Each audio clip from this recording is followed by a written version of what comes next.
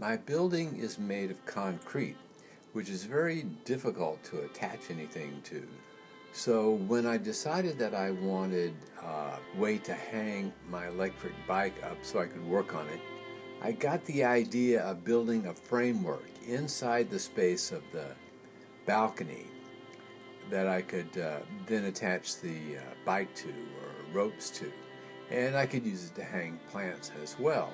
Over time, it occurred to me that I could use that same structure with a little elaboration to put windows in the opening of my balcony. I made homemade double pane windows out of plexiglass, and it turned out that it was a very effective weather barrier, and the space was usable year-round. But after 4 years or so, it was in need of repair. My windows didn't hold up very well, and the landlord decided to paint the building, so I had to take it all apart anyway. I decided as long as I was rebuilding it, I would make some improvements. So this is how it all came together. I used as much of the previous framing as I could. It'll work fine in the new installation. The problem was that I didn't have any pieces of scrap wood that were long enough to span the length, 9 feet. So I put them together out of plywood. The advantage of that is where you join two pieces together, you can overlap them in a way that makes for a stronger joint.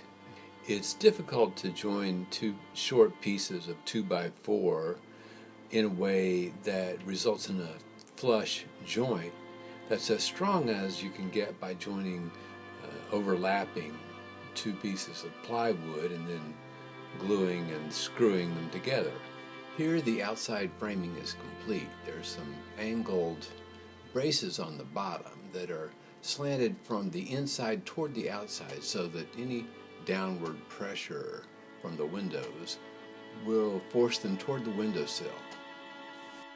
And so then the top, there was only room for about 1 inch of framing. But since that's not going to be supporting a whole lot of weight, the main purpose of the top piece is that once the windows are up and the inside framing is in place, it gives me something to push against to seal the windows against the inside of that little ledge at the top of the window. Once the framing is complete, I put weather stripping around the edge of the opening.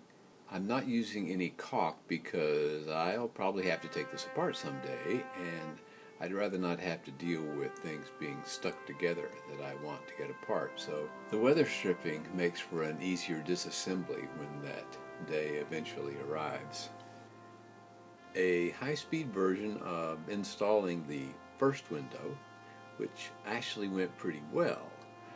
It's supposedly a 2-man lift, so if I seem to be struggling, it's because I'm only one guy, but it was manageable.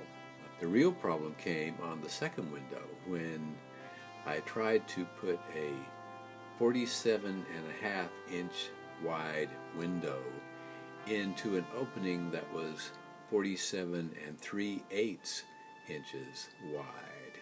The window just would not give that extra 1/8 of an inch, so I had to take the right side piece off, cut it down to give myself some more room, and then put it back together.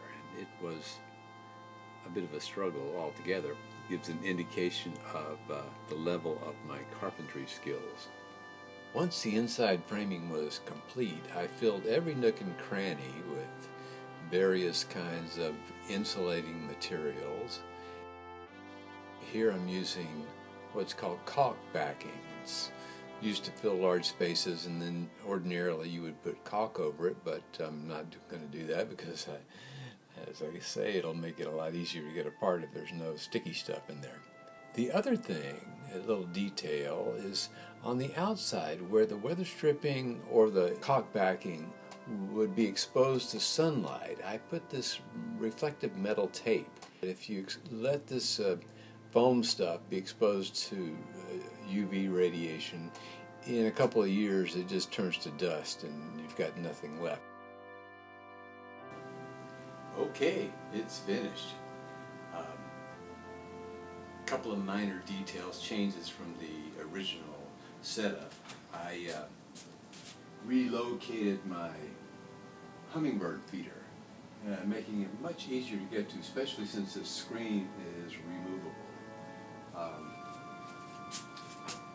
And my mirror, which is giving me a little bounce light here, is now on a Lazy Susan, so that I can not only tilt it this way to compensate for the changes in the season, but I can tip it this way to compensate for the sun moving across the sky during the day. So I get a lot more time, a lot more hours of light, if I want to go to the trouble of coming out here and changing it. I'm a little compulsive about it at this point. It may be that at some point I'll put a casement window crank on here so that I can just give it a couple of turns and change the angle. As it is, I've got these threaded rods going through. I have to change the location of the nuts on here to change the light. I just saw the shadow of a hummingbird over my shoulder. I didn't want to look. So they're liking the new location. Let's see, that's it. I think that's pretty well covers it. To tell you the truth, I'm totally pleased. It's like these work so well compared to the original version.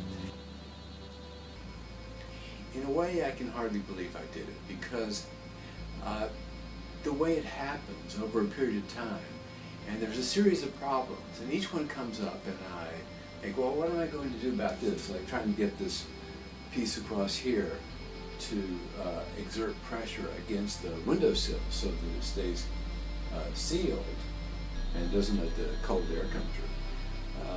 It was a puzzle, and I just sort of waited, and after a while this idea popped into my head. I put 3 wooden blocks underneath it, one here and then at the quarter points, and the one in the middle is larger. And then I fastened one end of the board against the as far as it would go toward the windowsill. And then to get the other one in, I had to bend it around those blocks of wood. And then as far as, when I got it as far as it would go, fasten that end down. So there's tension on this board from the whole length of it, as it's bending over those blocks and pushing them toward the windowsill and pressing the whole assembly against the weather stripping and the sill, and that creates a better seal that way. So that's how the whole thing has worked. And so I don't really know where these ideas come. Well, I know they come from my brain, but how it goes about figuring out things is totally mysterious. It's not like it's a conscious process. So it's been a kind of an interesting experience to see the whole thing unfold. And I do this little bit, and this little bit, and this little bit, and 3 weeks later, it's all done. And it's like a mystery in a way. I can't comprehend it in some way. Although I drove every screw in here, it still seems mysterious to me.